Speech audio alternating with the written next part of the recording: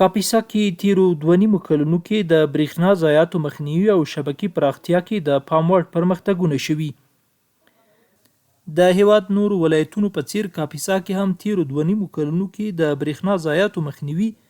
عوایدو راټولولو او شبکې پراختیا او اصلاح برخو کې د پام وړ لاسته راوړنو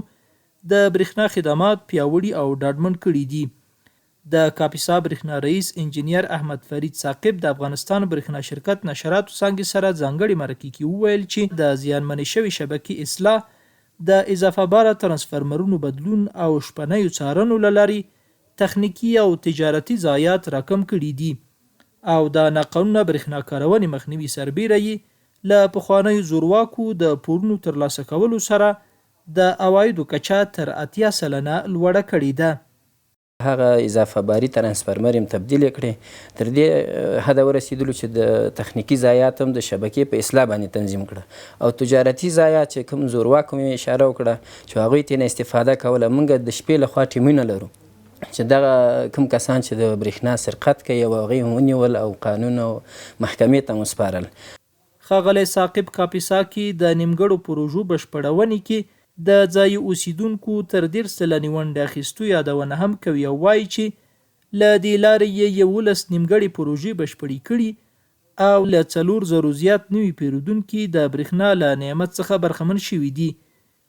د هغه په وینا چې دا بهیر لا هم لرې پرتو سیمو کې پر مخ روان دی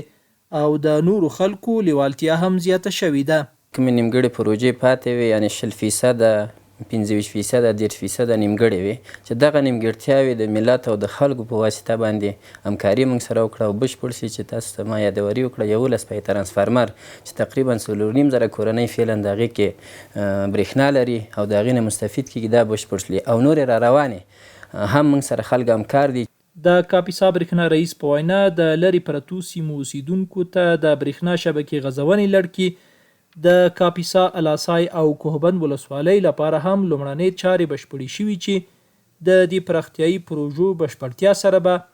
له 100,000 زیات نوي پیرودونکي له برېښنا برخمن شي.